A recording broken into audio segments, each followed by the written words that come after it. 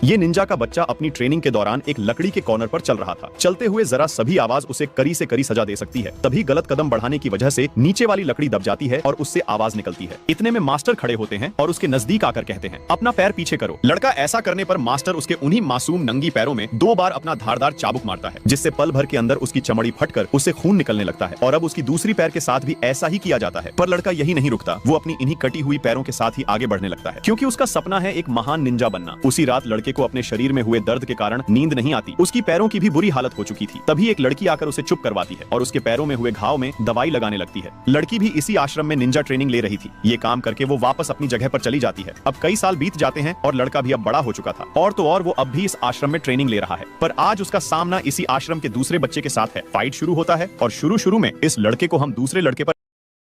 小红书 ये निंजा का बच्चा अपनी ट्रेनिंग के दौरान एक लकड़ी के कॉर्नर पर चल रहा था। चलते हुए जरा सभी आवाज उसे करी से करी सजा दे सकती है। तभी गलत कदम बढ़ाने की वजह से नीचे वाली लकड़ी दब जाती है और उससे आवाज निकलती है। इतने में मास्टर खड़े होते हैं और उसके नजदीक आकर कहते हैं, अपना पैर पीछे करो। लड़का ऐसा करने पर मास्टर उसके उन्हीं मासूम नंगी पैरों में 2 बार अपना धारदार चाबुक मारता है, जिससे पल भर के अंदर उसकी चमड़ी फटकर उससे खून निकलने लगता है। और अब उसकी दूसरी पैर के साथ भी ऐसा ही किया जाता है। पर लड़का यही नहीं रुकता, वो अपनी इन्हीं कटी हुई पैरों के साथ ही आगे बढ़ने लगता है, क्योंकि उसका सपना है एक महान निंजा बनना। उसी रात लड़के को अपने शरीर में हुए दर्द के कारण नींद नहीं आती। उसकी पैरों की भी बुरी हालत हो चुकी थी। तभी एक लड़की आकर उसे चुप करवाती है और उसके पैरों में हुए घाव में दवाई लगाने लगती है। लड़की भी इसी आश्रम में निंजा ट्रेनिंग ले रही थी। ये काम करके वो वापस अपनी जगह पर चली जाती है। अब कई साल बीत जाते हैं और लड़का भी अब बड़ा हो चुका था। और तो और वो अब भी इस आश्रम में ट्रेनिंग ले रहा है। पर आज उसका सामना इसी आश्रम के दूसरे बच्चे के साथ है। फाइट शुरू होता है और शुरू में इस लड़के को हम दूसरे